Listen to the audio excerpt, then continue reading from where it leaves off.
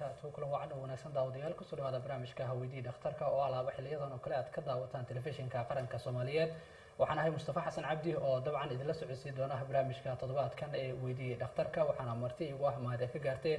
دكتور عبد الرحمن عمر حسين دكتور دبلاوي أو كم ده دكاترة الصومالية كول قش مقالة مقدشة عاصمة دالك الصومالية جارهان اسبتالك آذن عبد الله مقالة مقدشة دكتورka ayaa toddobaadkan waxa aynu wax ku weydiin doonaa xiranka dhoonta ku yimaada ama qofka oo cuntada la qiwayo waxyaabaha sababa iyo sida loo daaweeyo balse inta aynu mowduucina guda galin marka hore waxaan soo dhaweynayaa Dr. Cabdiraxmaan Dr. ku soo dhawaad TV qaranka ma santahay waa dhawahay Mustafa waa ma santahay Dr. sida aad nooga aqbashay inaad nagala qayb gasho barnaamijka weydii dhakhtarka ee telefishinka qaranka Soomaaliyeed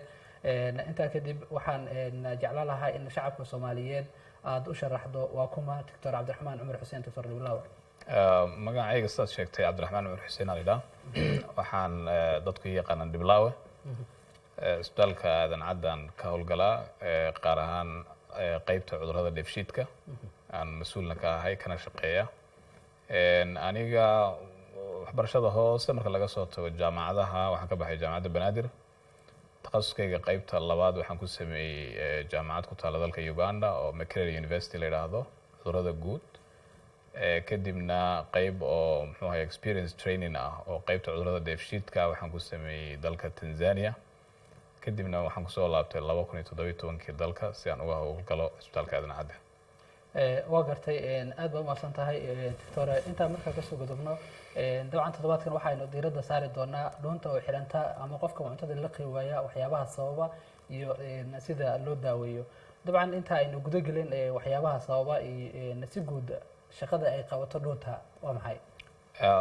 waxyaabo badan marka cilmiga caafimaadka laga hadlayo ayaa laga sheekeyn karaa dhoonta iyo waxyaabaha ay qabato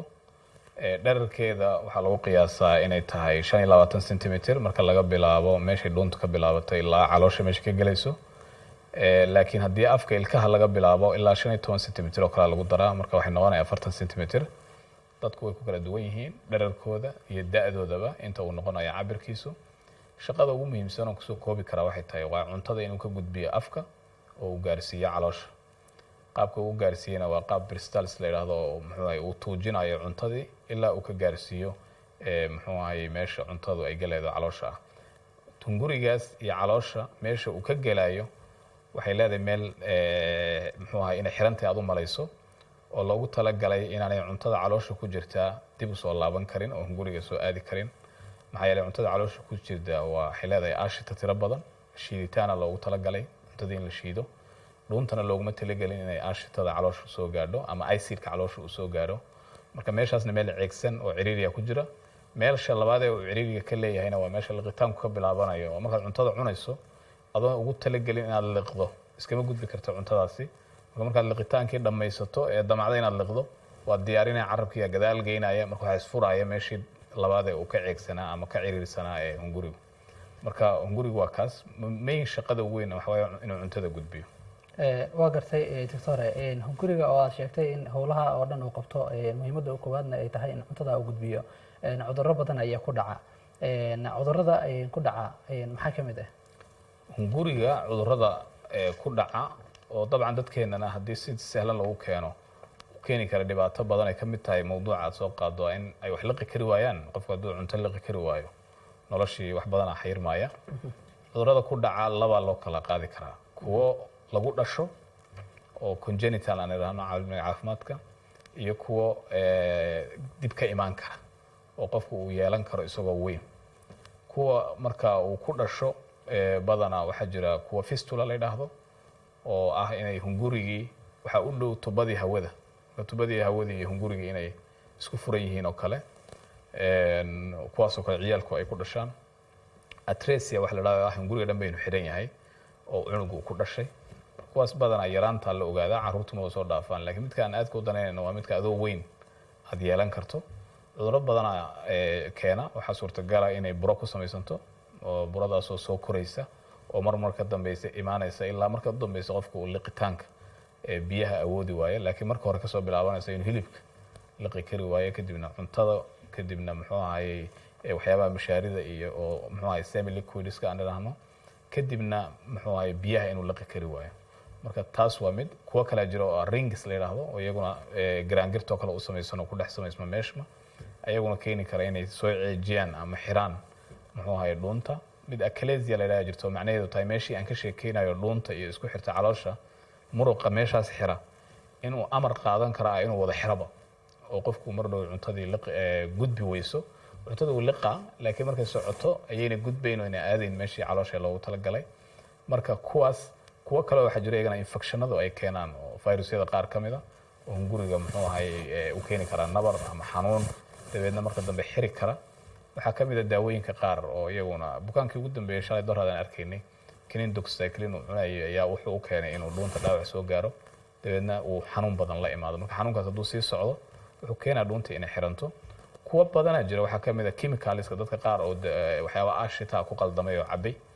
dhuuntu waa gubane dabeedna marka u dambayso waxay ku soo ururaya inay xiranto. marka waxyaabaha xira dhuuntu haddii la yidhaha hala listi garay oo ilaa 20 iyo dhowr iyo 20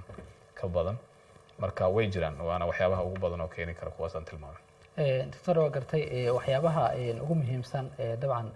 loo sababeyn karo in dhuunta ay bataatan ba xiranto oo qofkii uu awoodi waayo inuu wax cabo waxna cuno maxaa ka mid ah? kuwa hadda horta aan sheegay waxay ku gabagaboobayaan badanaa inay dhuunta xiranto. dhuuntii markay xirmayso waxa waaye qaabkay u soo xirmayso ayaa muhiima dadku inay ku baraarugaan. tusaale ahaan maanta haddaad hilib cunto oo hilibkii aada liqdo oo uu ciriiri ku gudbo ood biyo ku gudbiso taas macnaheedu waxa waye liqitaankaaga cilladaa ka jirta waa inaad raadisaa dhakhtar si aad u ogaato sababtu hilibkaasi u istaagay markii uu meesha marayo. hadduu mar dhacdo ama mar labaad dhacdo ama mar saddexaad dhacdo ha sugin ilaa uu marka dambe hilibkii intaad iska dhaafto aad bariiskii iyo baastadii iyo soortii haddana liqitaankoodii kugu adkaado haddana aad go-aan qaadato inaad iyagana iska dhaaftood u wareegto waxyaabaha mashaarida ah dabeedna mashaaridii muddo markaad wado haddana iyadii ay istaagto waana waxa ugu badan waxaa sababta u tilmaama ay tahay bukaankii marka dambe wuxuu u wareegaa caano inuu caano un cabo caanihi marka dambe soo xirmaayo markuu imaanayo wuxuu imaanaa asagoon waxbaba liqi karinba. waa dhibka keenay marka in bukaanada Soomaalidu imaadaan xilli dambe oo la yiraahdo adiga liqitaankaaga xirmay qaarkood waxba lagama qaban karo qaarkoodna iyagoo cudurro kala yeeshay oo qoyaan badan u sanbada galay infekshanno kala qaaday oo ay imaadaan. marka haddaad hilibku aragto inuu mar kugu istaago mar labaad kugu istaago hilib istaagba uu jiro markaas go-aan qaado ogow inay dhuuntaada wax ka qaldan yihiin. xanuun ku eg dhuunta oo keliya miya mise xubnaha jirka hoose sida calooshii iyo waxyaabo ka jiro ayaa sababi kara in dhuuntii ay xiranto? maya hungurigan oo dhuunta ah badanaa waxa u badan waxay tahay wax isaga ka dhex dhaca laakiin hadday jirto tusaale ahaan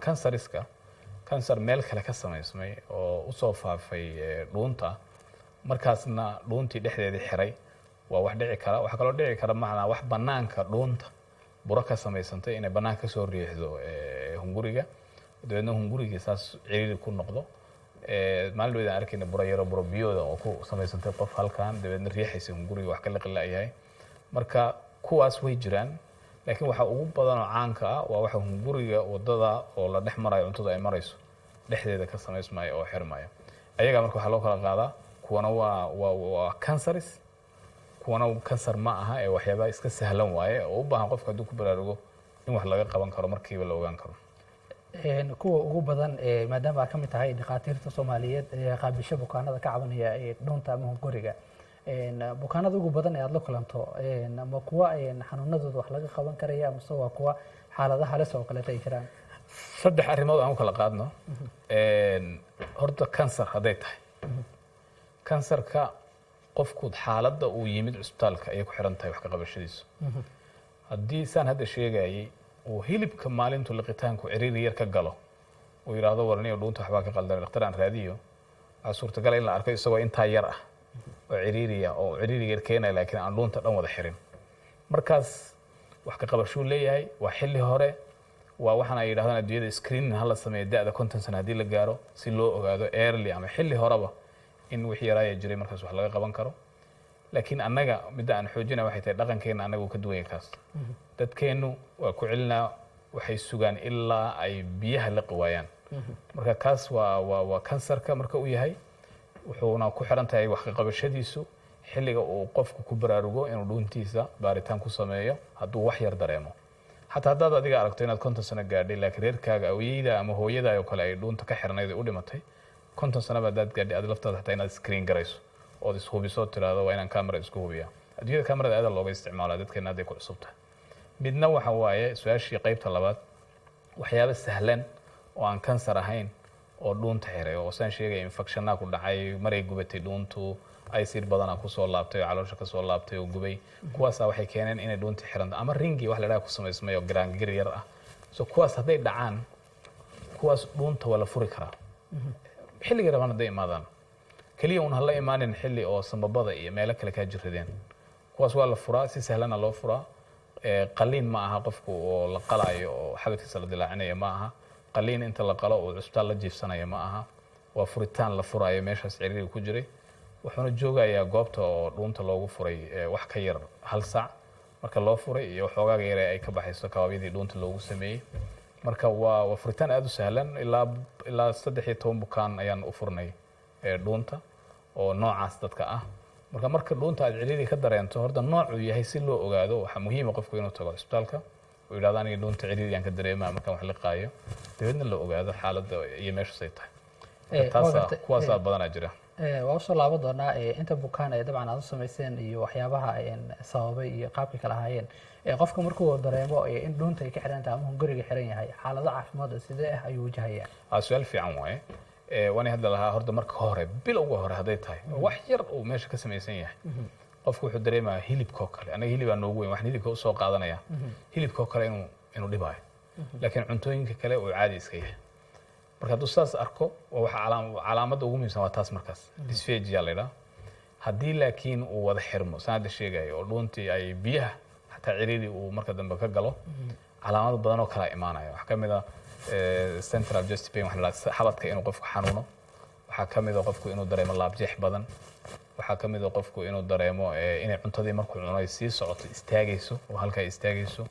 saxasho badan ka mid ah markuu wixii uu liqay meesha ka buuxsamaan way soo laabanayaan meeshan hunguriga waxa u dhow oo isku ag yaala waa hunguriga hawada iyo kii cuntada marka qoyaanka ka soo laabtay qaybta cuntada inuu hawada galo qofkii riiraxyo badan iyo qufac badan iyo saxasho badan inuu yeesho habeenkii inuu seexan kari waayo mararka qaar markay qoyaankii badnaa ku soo laabto dhareer badan oo dadkaas waxaad arkaysaa iyagoo bac watay badan la imaanayaan dadka oo soo daahay waa dadkaas marka calaamadahaas tirada badan loo yeelanaa qofka oo marka laga soo tago midowga hore kuwan soo daahay badanaa calaamadahaas ay yeelanayaan marka calaamadahaas ha sugin waxaad baraarugtaa maalintuu hilibku istaago ood biyaha ku gudbiso maalintaas baraarug waxaad tiraa dhuuntayda waa inaan hadda iska hubiya marka calaamadahaas ugu badan waa gartay raashinka kulul dabcan inta badan la isticmaalo ma laga yaabaa inay sababaan su'aal fiican waaye kansariska horta marka laga hadlayo kuleyl kansariska maskaxda kusoo dhacaya hot beverages la dhaha waxyaabaha kulkulul wadamadu waa kala duwan yihiin anaga Soomaaliya hadii la yiraahdo waxa caan nagu ah shaah kulul qofka anaga Soomaaliga haduu ooman yahay biyo kulul ma cabaayo laakiin wuxuu cabaa shaah kulul marka shaah kulul oo waxaad arkaysaa qofkii hadda loo keenay qaacaya haddana wuxuu ku leeyahay isagoo kulul isdhaafin aniga xaraarad baxaya ama shaah waxba iima tarin ama madaxa meesha rabay igama taabanayo laakiin dadka noocaasa khatar waaye muxuu ahay shaahaas kulul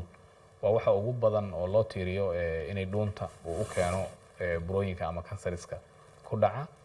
wadamada ugu badan adduunka waa Asia China iyo dhulkaas sababtuna waxa la yiraahdaa waxay ku oombaxaanba biyo kulul caba markuu qofku rabo inuu oombaxo marka maadaama saas ay yihiin waxa loo tiiriyaa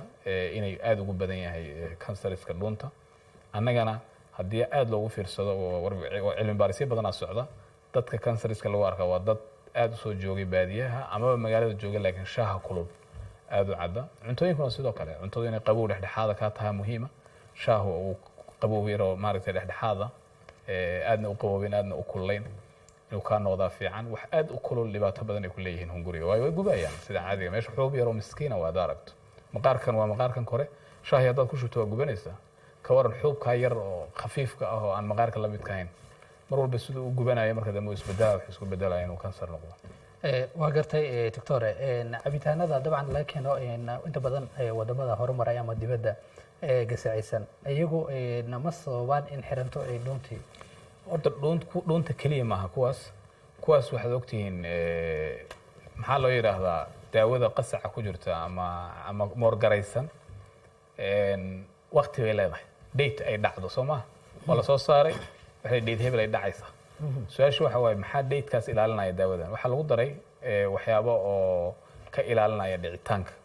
marka kuwaas badanaa waxaa lagu xanta inay yihiin carcinogenic ama kansarka waxyaabaha nugleeya marka way ka mid yihiin laakiin waxyaabaha haddana sii gaaro cabitaanada qaar oo dhuunta gubaya mar walba haddii aad cabto ayaga laftooda saameynteeda yeelanayaan dhuunta inay mar walba gubaan dabeedna unugyadii ay la kulmaan kulayl mar walba marka dambena ay isku bedelaan inay iska dhigaan wax kulaylka la adkaysan kara iska dhigiddaas ay iska dhigayaana marka qalad dhacaya genetically and DNA synthesiska waxaan loo yaqaano dabeedna kansaraa samaysmaya marka kansarka wax kale kama imaanayo wuxuu ka imaanaa selkia wuxuu isku dayaa waxaan inuu la qabsado meeshaan waxaan mar walba imaanaya la qabsigaas uu isku dayayo ayuu isbedelaa wuxuu isku bedelaa marka u leexanaya inuu dhinaca kansarka aado marka mar walba laguma talinayo wax aad u kululna laguma taliyo wax aad u qabowna laguma taliyo wax iska dhexdhexaada muhiima khayr umuuri awsatuha waa gartay doctore balwadda sida sigaarka iyo jaadka ma ka dhalan karaan in dhuuntii ay xiranto oo qofkii awoodi kari waayo inuu wax cabo waxna cuno horta sigaarka cudurro badanaa loo tiriyaa weliba kansarada qaar badan oo ka mid aan ahayn kuwa sababka keliya ayaa lagu xantaa sigaarka gaar ahaan tobacco because sigaarkii waa la nuugaa badana isaga afka iyo dhuuntu u badan yahay laakiin tubaakada wixii la xiriira iyo sigaarkaba waxay noqonayaan waxyaabaha riski kansariska keena marka waa sida loogu tiiriyo inuu xubnaha kaloo dhanba marka laga reebo samabada u keeni karo kansar dhuuntuna waxay ka mid tahay xubnaha uu kansarku keeni karo mar walbana ma fiicna tubaakada mar walba waxay keentaa khatarteeda leedahay jaadka waa su-aal furan ma keeni kartaa inay kansar keento amphetamines maada la ayaa ku jirta marka carcinogenic ma aha laakiin haddana muxuu ahay waa balwad oo keeni karta si dadban in oo muxuu ahay dhuunta ay kusoo laabtaan qoyaan badan kaasoo keeni kara laftiisu inuu muxuu ahay inuu muxuu ahaa keeno dhuuntii uu dhaawac u geysto oo uu gubo waa gartay doctore cutooyinka dabcan hadda jaadka iyo sigaarka dabcan waxaa sheegtay in sigaarka uu sababi karo in qofkii uu ku dhaco kansarka markaa ka nimaado labada dadka burburan iyagoo saameyn intay lagayo ku leeyihiin su-aal fiican waaye cayilka wuxuu badiyaa waxyaabaha caloosha ku jira soo noqoshadooda qofku markuu aad u cayilan yahay oo pressure badanaa saaran caloosha pressurekaas faraha badan leh ama culayskaas saaran wuxuu keenaa reflux wax la dhaha inuu bato ama soo laabashada cuntada taasoo marka dambe keenaysa waxa la dhaha laabjeex laabjeexuna waa asalka hadduu joogto yahay laabjeexu waa asalka isbedelka unugyada bardhowna aadi kara waxa la dhaha barret oo ka horeeya kansarka xaaladda ka horeysa ah laga yaabo marka dadka qaar oo u nugul inay kansar yeeshaan inuu barretkaas isku sii bedelo inuu muxuu ahaye kansar noqdo marka yes dadkaas waxaa la yidhahdaa dadka obeyska ah oo aadka u burburan waxaa la yidhahdaa waa inay miisaanka dhimaan si khatarta dhuunta cudurrada ku dhacaya ay uga badbaadaan waa hagaag daawadayaal qaybihii dhexe ee barnaamijka weydii dhakhtarka ayaan ku guda jirnaa daawadayaasha ku xiran telefishinka qaranka soomaaliyeed waxa ay ka qayb qaadan karaan barnaamijka weydii dhakhtarka iyaga oo su-aalaha ka dhex guuxaya soo weydiinaya dhakhtarka oo dabcan toddobaadkan barnaamijka diiradda aynu ku saarayno toddobaadkan xiranka dhuunta iyo waxyaabaha sababa sida loo daaweeyo iyo sida dabcan looga hortago doctore cutooyinka kuwo gaar ah oo loo xaqlinayo miyaa jira in dhuunta ay sababaa inay xiranto waxaa la yidhaahdaa kuwo ka hortagaa jira cuntooyinka marka laga hadlayo mid waa midii ahayd aan ka sheegayna inayna ahayn kuwo kulul oo dhuunta gubaya laakiin kuwo waxaa jira haddaad badsato ka hortagooda dhuunta la yidhaahdo waxyaabaha ku dhaca gaar ahaan kansariska aan tilmaamayno waxaa ka mid a kuwaas khudaarta annaga khudaar baan isku dhahnaa waxa dhan laakiin fruits iyo vegetables oo ah khudaartii cagaarnayd iyo tii bislayd oo muxuu ahaye cambihii qarihii babaygii kuwaas oo kale ah marka waxaa la yidhahdaa dadka aadka u badsada fruitska ama khudaarta waxa waaye waxay u yihiin ka hortag dhinaca kale waxaa la yidhahdaa dadka oo saltiga cusbada iyo hilibka guduudan iyo waxyaabaha la solay ayagana waxaa la yidhaahdaa dabcan kansariska calooshay badiyaan sida literature ku qoran walaal waaye marka kansarka caloosha iyo kansarka dhuunta marka way isku agdhow yihiin labadii kii aad yeelato waxaa khatara inaad ka kala dhifo gaar ahaan midka oo caloosha waxaad bilaabanaya marka refluxkii dabeedna mar dhow dhuuntii waxaa laga yaabaa inuu ku imaado kansar marka sax cuntooyin ka hortaga oo la yaqaana jira oo kuwaas ah fruitska ah kuwana waa kuwan oo hilibka guduudan oo xoolaha waliba aada loogu xantaa gaar ahaan caloosha mindhicirada qaybaha kala duwan hunguriguna uu ka mid yahay marka kuleelkaana u daran badana kuwaas laakiin waxaan ku talin lahaa si ka hortaga u samayso samee isticmaal fruitska shalay iyo maanta laba bukaan oo arkay su-aalahaasaan weydiiyey fruitska ma isticmaalaya ma aqaanay ku leeyihin haddaad aragto marka fruitska iyo vegetableska khudaarta cambaha babayga tufaax sbandayska khudaarta kuwa loo yaqaan noocaas aad ay muhiim u yihiin protective waa la dhaha way ka hortagaan canceriska waa gartay doctor cabdiraxmaan aad umahadsan tahay marka aynu eegno bukaano badan ayaa sheegtay in aad dabiibteen ka hosbitaal ahaan oo dabcan ka cabanayay dhuunta bukaanada haddii aad dabcan la kulantay maxaa sababay ayaa la odhan karaa dhuunta markay xiranto labaa loo kala qaadaa haddii kansar keenay nidaam la mariyay leedahay badan aan waddanka ma yaalaan waa 3 shay inuu qofku helo daawo chemotherapy la yidhaha oo kansariska ah daawo radiotherapy oo shooca lagu gubaaya iyo surgery oo qaliin ah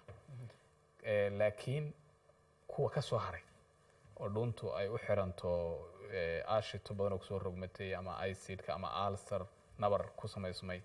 waxyaabahaas u xirmeen ama wax ringi la dhahay oo garaangir ku samaysmeen kuwaas way sahlan yihiin ma aha wax oo u baahan sida kuwa kale waxyaabo waaweyn bukaanadan aan furnay marka waxay u badnaayeen qaar waxay ahayn ring oo bahashaasaa samaysantay aan idin sheegayo wareega ah oo hunguriga ku samaysmay dabeedna soo yaraysay ilaa qofku wax liqi waayo ayadaas marka waa muruq oo kale u samaysan tahay xuub waaye marka waa dabcinaa muruqaasaan dabcinaynaa dabeedna uu furmaa meeshii cuntadiisa qofku cunaa kuwana waxa u keenay sida hadda sheegaya waxyaaba acid badan oo caloosha kasoo laabanayay ayaa xiritaanka u keenay ayagana saasoo kale waa la furaa markaan u furno badanaa cuntadoodii qofka caadiskaga cunaya 3 maalmoodaa loo tilmaama waxyaaba raqaqabo inuu isticmaalo marka 13 bukaan waxay isugu jireen badanaa noocyadaas kuwa ringiga leh kuwa oo ay aashtada badan u keeneen kuwa dhaawac hadda mar hore gaaray uu dhuunta soo ciriiri ka soo dhigay dabeedna muddo dheer soo joogay dhuuntooda inay xirnayd waa gartay doctor waxaa sheegtay inaad 13 bukaan aad dhuunta u furteen bukaanada ma qalliin baa ku samayseen marka la yidhaha qalliin dadku waxay u malaynayaan in xabadka la furay ila dhuunta xiran moogta in xabadka la furay maya saas maaha sida kaameradii caadiga ahayd oo qofka loo gelinayay aanu ku aragnay inay muxuu ahay meesha ku xiran tahay ayaa qalab yaroo kale yaalla isla kaamerada dhexdeeda la marsiinayo marka lagu furaayo meeshii muxuu ahay ciriiriga uu ka jiray marka laga soo baxo qofku uu soo kacoba muddo 20 daqiiqa la leeyahay biyaha cab inuu xoogaa iska joog dabeedna gurigaaga aad marka mar baa loo sameeyaa dabeedna 3 maalmood kadib haddana mar labaad lagu celiyaa marka ma aha qalliin uu isbitaalna uma jiifsanayo muxuu ahay wax weyn oo dhib ah oo meel la jeexayana kama dhalanayso kaliya waxaa loo furaa meeshaas loo dabcinaa dabeedna cuntadiisa qofku caadi iskaga cunaa waa mahadsan tahay doctor cabdiraxmaan dhiblaawe sidee dabcan looga hortagaa ama qofka ugu hortegi karaa in dhuuntii aysan xirmin oo dabcan uu iskaga ilaaliyo calaamadihii iyo ka hortag fiican soo qofku samayn karaa su-aal aad u fiican waay waana su-aashaas leeyahay shacabku dadku inay soo gaaraan inay jiradaan waxa ka fiican inay ka hortagaan wax marka anoo ku dabaqaya wax tiro badanaa buugta ku qoran laakiin anoo ku dabaqaya dadkayga waxay leeyihin hal dhaqan oo cajiiba oo ah cuntada quraacdii iyo cashada ay badanaa dadku suuqay ka shaqaystaan iska cunaan ta ugu daran waa cashada waa inaad casho cunto habeenkii sariirtii aad ku ag cuntayna aad seexato cuntadaasna habeenkii ay ku barida hungurigaaga hayl caloosha way kasoo tegay culays badanaa saaran way kasoo tegay waxay imaanayaan hunguriga marka subaxii baad la soo kacay afkii oo ku qallalan oo ooman tahay adidhan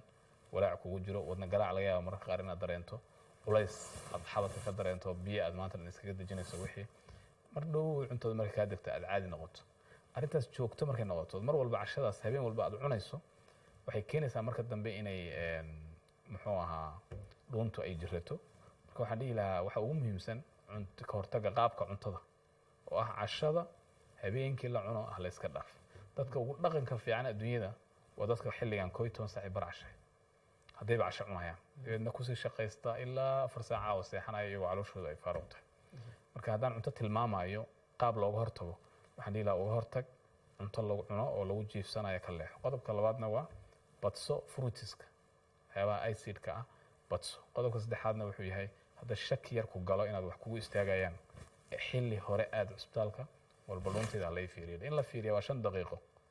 inaad xiranto iyo dhan wada xirantaana waa dhibaato badan ka dhalanaysa. marka xilli horeba aad iska hubi dhuunta. aad u maasan tahay doctor. waxaa ka soo hadalnay dhibaatooyinka ay leedahay in dhuuntu xiranto sida dabcan looga hortagi karo iyo waxyaabaha sababa. haddii aynu nimaadno qaabkee dabcan loola tacaalaya ama loo daaweeyaa qofkii markay dhuuntu xiranto marka laga soo tago in kaamirada lagu fiiriyo loo furo daawo miyay leedahay qofkii la siinayo uu ku caafimaadayo?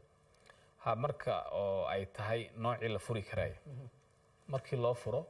wuxuu ku soo laabanaa sidii qofka caadiga ah. uma baahna daawo iyo waxyaabo kale u qaato. waxaan xasuustaa soo xasuusay bukaan oo nooga imaaday Kismaayo markaan u furnay daawo yar oo buufisaan siinay oo afka ku buufsanayo maalmaha 3 maalmood ugu horeysa. marka uu weydiiyay wuxuu yiri daawo badan la isku qori jiray maxaa waaye baashan yar buufinta. marka daawo badan u baahna qofkaas markii loo furo waa cuntadiisu iska cunaa. laakiin dadka daawada culus u baahan waa dadka kansariska ay noqoto. dadkaas waxa waaye sidii sheegay daawo chemical oo chemotherapy leeyahay oo aad u dhib badan ayuu qaadanaa. marka iyaga laftoodu si oo badbaadadooda u fiicnaato xilli hore inay imaadaan waaye iyo qalliin iyo shucaar. dabcan radiotherapy wadanka aad loogu baahan yahay mana yeelo in lala wadaago dadka oo stakeholderska awooda inay maaragtay sameeyaan in radiotherapy center la sameeyo wadanka oo aad ay runtii muhiim u noqon lahayd. bukaano badan oo maalin walba aan ka walaacnaa jira. marka daaweyntu waa labadaas qayb. kuwan binaynka loo yaqaano sahlan waa la furaa. kuwan kansariska ahna oo 3 shay la marsiinaa. ugu dambeyntii qaybihii dambe ee barnaamijkeena ayaan la soo gaarnay. maxay tahay talada aad u soo jeedinayso shacabka Soomaaliyeed ee ku xiran telefishinka qaranka Soomaaliyeed ee ku daawanaya? waa fursad aad saciid u ah. waxaan dhihi lahaa qaybtan hunguriga caloosha ilaa midhicirada yaryar ilaa midhicirada waaweyn waa qaybta aan ka shaqeeyo runtii maalin walbana waa arkaa. hunguriga oo maanta aan ka hadlayno waxa waaye xuub yar oo miskiin ah oo daciifa oo u nugul wax kasta waaye. marka aad intaad wax calaliso isdhaafisood liqdo meel uu marayo ma taqaanid laakiin wuxuu marayaa waa hunguriga yar oo daciifka ah oo khafiifka ah. haddaanad ilaashan oo aanad wixii lagu talinaya saxda ku ilaalinin dhibaato badan ka dhalanaysa. marka wada ilaahay loogu mahad celiyo. midda labaadna in la ilaashado yaa wala tulqu bi aydikum ila tahluk. qofku inuu naftiisa uu ku guba lama rabo dhibaato. marka waxaan dhihi lahaa message-ka ama warbixinta aan gudbinayo dadkeena waxaan dhihi lahaa qaab cunteedka aynu wax u cunno wax ka bedela. subaxii quraacda 1 saac quraaco. salaadu haddii laga baxo horey ka qadee. habeenkiina casho culus isku cun. haddaad casho jeceshahay 12 saac iyo bar cun. qodobka ugu muhiimsan waa qodobka labaad waxa kulul ee aad dhaafinayso ka leexo. iska jooji waxa kulul wax dhexdhexaada oo dhuuntaada gubayn. carabkaaga kala cabsan markaad cabayso shaah markaas intaad boobsiisaad dhaafinaysa. marka meeshaad isku dhaafisay xabadka ma taqaanid dhibaatada uu geysanayo. taasna waxaan dhihi lahaa aad ay muhiim u tahay. arrinta saddexaad waxaan dhihi lahaa qofka miisaankiisu aad u badan yahay miisaanka ha yareeyo. maxaa yeelay miisaankaas tirada badan leh wuxuu sahlayaa inay dhuunta wax ku soo laabtaan. caloosha wixii ku jiray oo soo laabtaana waa waxa dhibaatada u keenaya ee dhuunta. qodobka afraad waxaan dhihi lahaa dadka sigaarka caba ama tubaakada cuna saameyn badan oo dhuuntaada u geysana. marka laga soo tago afkay soo ka leexo iyagana maxaa yeelay dhibaatadu marka ay dhacdo wax ka qabadkeedu waa adag yahay. marka kuwaasna saasaan dhihi lahaa. qodobka shanaad oo ugu dambeeya waxaan dhihi lahaa haddaad adoo wax cunayo dareento inay meesha wax istaagaan oy ku gudbi waayaan hal mar shaygii intaa iska dhaafi lahayd oo sugi lahayd intuu haddana aad shay kale ka xirmayso markaas go'aan qaado. maxaa yeelay xilligaasaa ugu habboon in muxuu ahaye wax laga qabto dhuuntaada. aad mahadsan tahay doctor cabdiraxmaan. daawadayaal guud ahaan intaa ayaa kusoo afmeeraynaa barnaamijka weydiiya dhakhtarka oo toddobaadkan uu idinla socodsiinaya anigoo ah Mustafa Xasan Cabdi. waxaana marti igu ahaa mahad ka gaartay doctor cabdiraxmaan cumar xuseen doctor Dhiblaawe oo dabcan ka mid ah dhakhaatiirta Soomaaliyeed ee ka howlgasha magaalada caasimadda ah ee Muqdisho. inta aynu mar kale dib ugu kulmi doono barnaamijkan midka xiga sidaa iyo nabadgelyo. asalaamu calaykum waraxmatullaahi wabarakaatuh.